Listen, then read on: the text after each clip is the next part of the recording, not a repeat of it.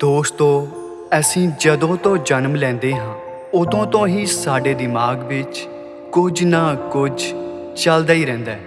ਅਸੀਂ ਦਿਮਾਗੀ ਤੌਰ 'ਤੇ ਕਦੇ ਵੀ ਰਿਲੈਕਸ ਨਹੀਂ ਹੁੰਦੇ, ਪਰ ਜਦੋਂ ਅਸੀਂ ਇਮਾਨਦਾਰੀ ਦੇ ਨਾਲ ਇਸ ਯੋਗ ਅਭਿਆਸ ਨੂੰ ਕਰਦੇ ਹਾਂ ਤਾਂ ਸਰੀਰ ਦੇ ਨਾਲ ਦਿਮਾਗ ਨੂੰ ਵੀ ਜ਼ਰੂਰ ਆਰਾਮ ਮਿਲਦਾ ਹੈ।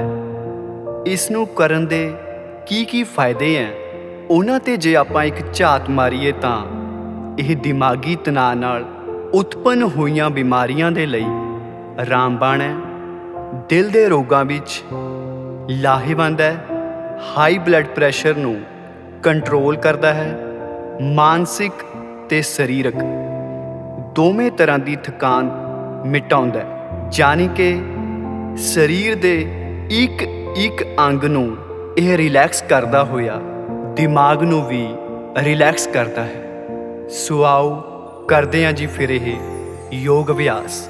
ਇਸ ਦੇ ਲਈ ਸਭ ਤੋਂ ਪਹਿਲਾਂ ਤੁਸੀਂ ਸਾਫ਼ ਜਗ੍ਹਾ ਦੇ ਉੱਪਰ ਦਰੀ ਵਿਛਾ ਕੇ ਉਸ ਉੱਪਰ ਕੰਬਲ ਵਿਛਾ ਲਓ ਤੇ ਹੁਣ ਢਿੱਲੇ ਕੱਪੜੇ ਪਾ ਕੇ ਕੰਬਲ ਦੇ ਉੱਪਰ ਸਿੱਧੇ ਲੇਟ ਜਾਓ। ਤੁਹਾਡੇ ਦੋਵੇਂ ਪੈਰਾਂ ਦੇ ਵਿੱਚ ਲਗਭਗ 1 ਫੁੱਟ ਦੀ ਦੂਰੀ ਹੋਵੇ। ਹੱਥ ਕਮਰ ਤੋਂ 6 ਇੰਚ ਦੀ ਦੂਰੀ ਦੇ ਉੱਪਰ ਤੇ ਹਥੇਲੀਆਂ ਉੱਪਰ ਨੂੰ ਖੁੱਲੀਆਂ ਹੋਈਆਂ ਹੋਣ ਤੇ ਆਪਣੀਆਂ ਅੱਖਾਂ ਨੂੰ ਬੰਦ ਕਰ ਲਓ। ਹੁਣ ਪੂਰੇ ਸਰੀਰ ਨੂੰ ਬਿਲਕੁਲ ਢਿੱਲਾ ਛੱਡ ਦਿਓ। ਸਰੀਰ ਦੇ ਕਿਸੇ ਵੀ ਹਿੱਸੇ ਵਿੱਚ ਕਿਸੇ ਵੀ ਤਰ੍ਹਾਂ ਦਾ ਕੋਈ ਵੀ ਖਿਚਾਵ ਮਹਿਸੂਸ ਨਾ ਹੋਵੇ। ਆਪਣੇ ਖੱਬੇ ਪੈਰ ਨੂੰ 1 ਜਾਂ 2 ਇੰਚ ਉੱਪਰ ਹਵਾ ਵਿੱਚ ਉਠਾਓ ਤੇ ਫਿਰ ਹੇਠਾਂ ਰੱਖ ਦਿਓ। ਅਜਿਹਾ ਕਰਨ ਦੇ ਨਾਲ ਤੁਹਾਡਾ ਪੈਰ ਤੇ ਲੱਤ ਰਿਲੈਕਸ ਹੋ ਜਾਵੇਗੀ। ਹੁਣ ਸੱਜੇ ਪੈਰ ਨੂੰ ਵੀ ਉਸੇ ਤਰ੍ਹਾਂ ਉੱਪਰ ਉਠਾਓ ਤੇ ਹੇਠਾਂ ਰੱਖ ਦਿਓ। ਇਸੇ ਤਰ੍ਹਾਂ ਖੱਬੇ ਹੱਥ ਨੂੰ ਉੱਪਰ ਉਠਾਓ ਤੇ ਹੇਠਾਂ ਰੱਖ ਦਿਓ। ਸੱਜੇ ਹੱਥ ਨੂੰ ਉੱਪਰ ਉਠਾਓ ਤੇ ਹੇਠਾਂ ਰੱਖ ਦਿਓ। ਤੇ ਹੁਣ ਆਪਣੇ ਸਿਰ ਨੂੰ 1 ਇੰਚ ਉੱਪਰ ਉਠਾਓ ਤੇ ਆਰਾਮ ਦੇ ਨਾਲ ਹੇਠਾਂ ਰੱਖ ਦਿਓ। ਹੁਣ ਸਾਡਾ ਪੂਰਾ ਸਰੀਰ ਬਿਲਕੁਲ ਰਿਲੈਕਸ ਹੋ ਗਿਆ ਹੈ। ਇਸ ਰਿਲੈਕਸ ਹੋਏ ਸਰੀਰ ਨੂੰ ਹੁਣ ਅਸੀਂ ਜਿਵੇਂ ਸਕੈਨ ਕਰਦੇ ਹਾਂ ਉਸੇ ਤਰ੍ਹਾਂ ਸਿਰ ਤੋਂ ਲੈ ਕੇ ਪੈਰਾਂ ਤੱਕ ਦੇ ਸਾਰੇ ਸਰੀਰ ਨੂੰ, ਬਾਡੀ ਦੇ ਇੱਕ ਪਾਰਟ ਨੂੰ ਦੇਖਦੇ ਹੋਏ ਸਿਰ ਤੋਂ ਲੈ ਕੇ ਪੈਰਾਂ ਤੱਕ ਦੇ ਪੂਰੇ ਸਰੀਰ ਨੂੰ ਦੇਖੋ।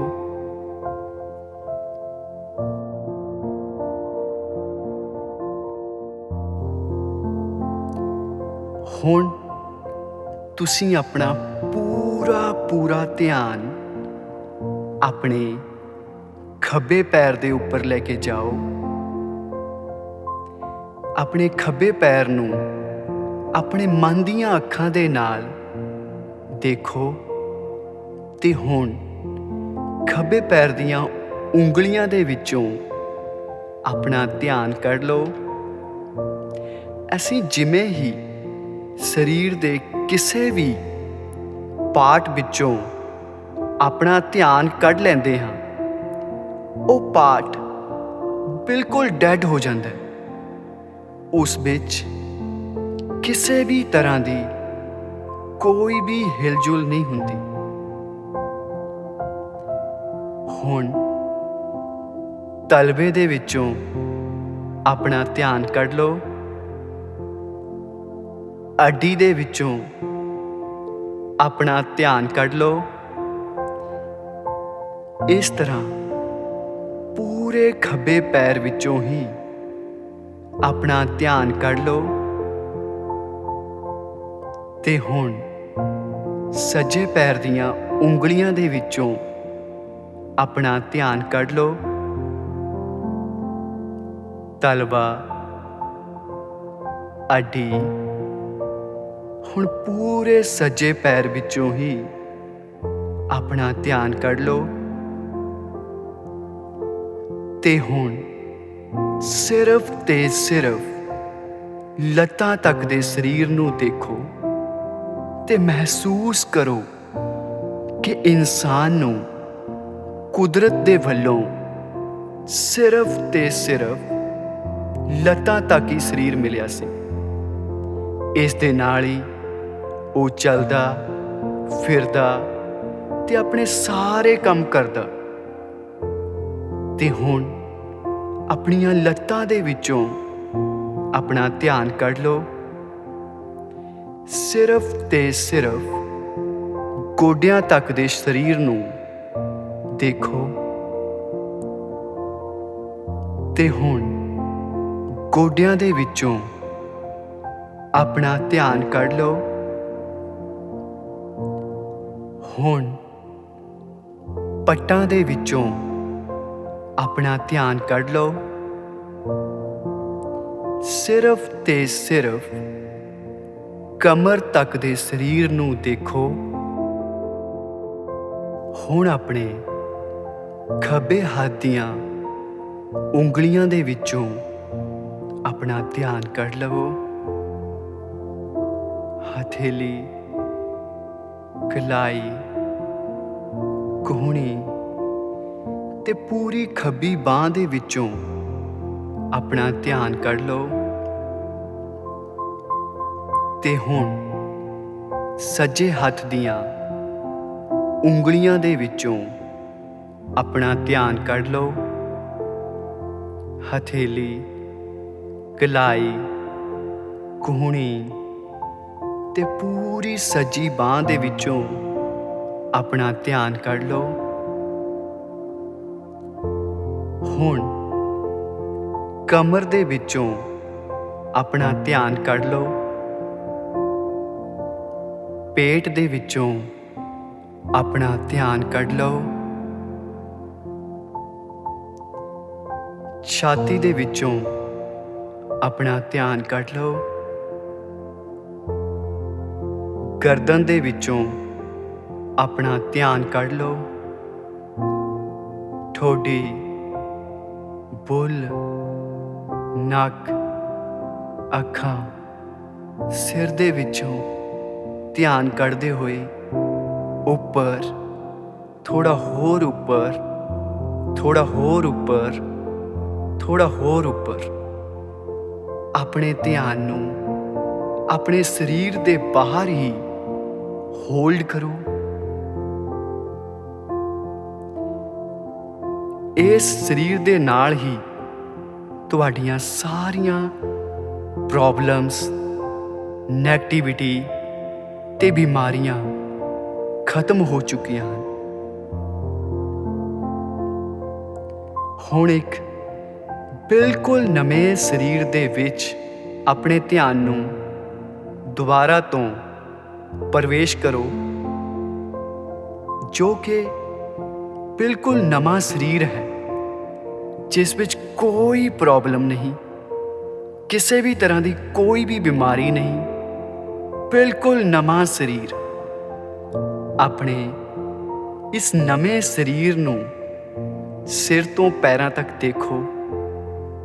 ਇਸ ਐਨਰਜੀ ਨੂੰ ਆਪਣੇ ਸਰੀਰ ਵਿੱਚ ਮਹਿਸੂਸ ਕਰੋ।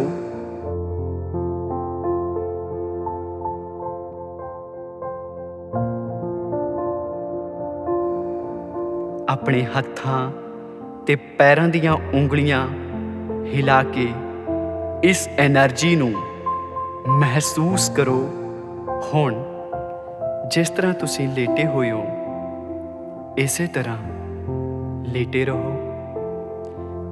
ਪੂਰੇ ਸਰੀਰ ਵਿੱਚ ਹੁਣ ਕਿਸੇ ਵੀ ਤਰ੍ਹਾਂ ਦੀ ਕੋਈ ਵੀ ਹਿਲਜੁਲ ਨਾ ਹੋਵੇ। ਬਿਲਕੁਲ ਰਿਲੈਕਸ। ਹੁਣ ਤੁਸੀਂ ਜੋ ਸਾਹ ਅੰਦਰ ਭਰ ਰਹੇ ਹੋ, ਬਾਹਰ ਛੱਡ ਰਹੇ ਹੋ, ਉਸ ਸਾਹ ਨੂੰ ਆਪਣੇ ਮਨ ਦੀਆਂ ਅੱਖਾਂ ਦੇ ਨਾਲ ਦੇਖੋ ਕਿ ਤੁਸੀਂ ਕਿਵੇਂ ਸਾਹ ਨੂੰ ਅੰਦਰ ਭਰ ਰਹੇ ਹੋ ਤੇ ਕਿਵੇਂ ਬਾਹਰ ਛੱਡ ਰਹੇ ਹੋ। ਪੂਰਾ ਫੋਕਸ ਸਾਹ ਨੂੰ ਅੰਦਰ ਤੇ ਬਾਹਰ ਕਰਨ ਦੇ ਉੱਪਰ। ਸਿਰਫ ਤੇ ਸਿਰਫ ਸਾਹ ਨੂੰ ਹੀ ਦੇਖਦੇ ਰਹੋ।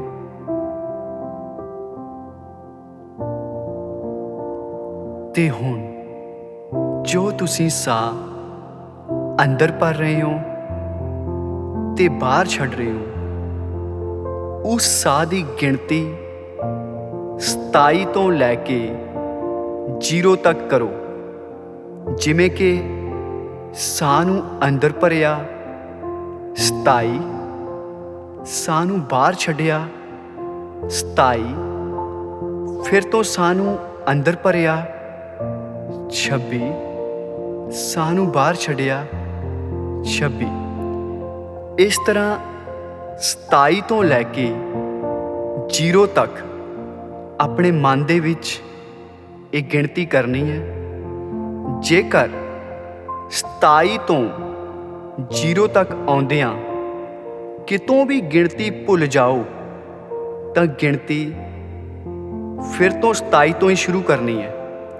ਇਹ ਨਹੀਂ ਆਪਣੇ ਮਨ ਦੇ ਵਿੱਚ ਲੈ ਕੇ ਆਉਣਾ ਕਿ ਮੈਂ 18 ਤੇ ਸੀ ਜਾਂ 17 ਤੇ ਸੀ, 8 ਤੇ ਸੀ ਜਾਂ 9 ਤੇ ਸੀ। ਅਸੀਂ ਫਿਰ ਤੋਂ ਗਿਣਤੀ 27 ਤੋਂ ਹੀ ਸ਼ੁਰੂ ਕਰਨੀ ਹੈ ਤੇ 0 ਤੱਕ ਆਉਣਾ। ਜਦੋਂ ਇਮਾਨਦਾਰੀ ਨਾਲ 27 ਤੋਂ ਲੈ ਕੇ 0 ਤੱਕ ਗਿਣਤੀ ਹੋ ਜਾਵੇ ਤਾਂ ਆਰਾਮ ਦੇ ਨਾਲ ਵਾਪਿਸ ਆ ਜਾਣਾ ਹੈ। ਤੇ ਹੁਣ ਤੁਸੀਂ 27 ਤੋਂ ਲੈ ਕੇ 0 ਤੱਕ ਆਪਣੇ ਮਨ ਦੇ ਵਿੱਚ ਇਹ ਗਿਣਤੀ ਸ਼ੁਰੂ ਕਰੋ ਜੀ।